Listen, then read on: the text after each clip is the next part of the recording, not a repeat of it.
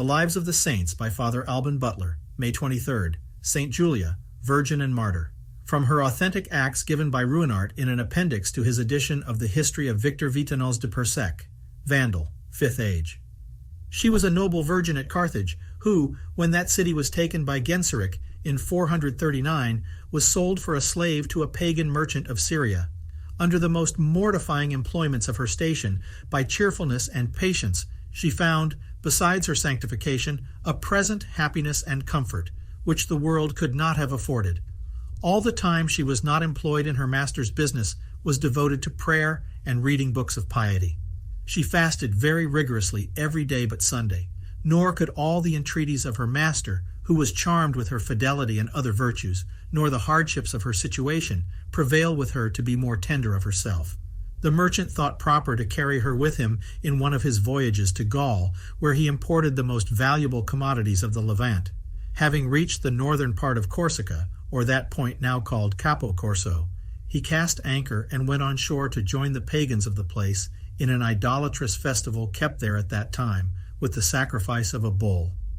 Julia was left at some distance, because she would not be defiled by the superstitious ceremonies which she openly reviled.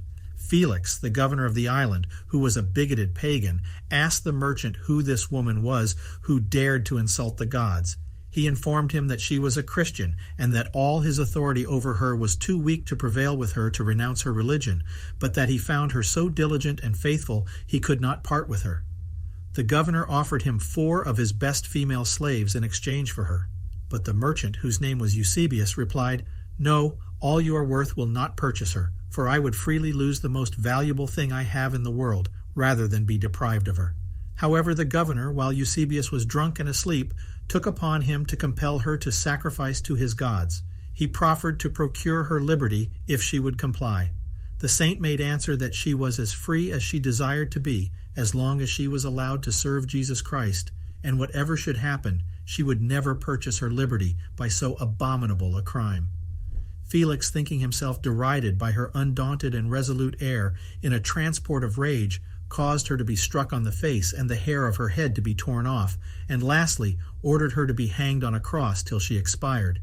Certain monks of the Isle of Gorgon, which is now called La Gorgona and lies between Corsica and Leghorn, carried off her body, but in 763 Desiderius, king of Lombardy, removed her relics to Brescia, where her memory is celebrated with great devotion. Saint Julia, whether free or a slave, whether in prosperity or in adversity, was equally fervent and devout. She adored all the sweet designs of Providence, and far from complaining, she never ceased to praise and thank God under all his holy appointments, making them always the means of her virtue and sanctification. God, by an admirable chain of events, raised her by her fidelity to the honor of the saints and to the dignity of a virgin and martyr.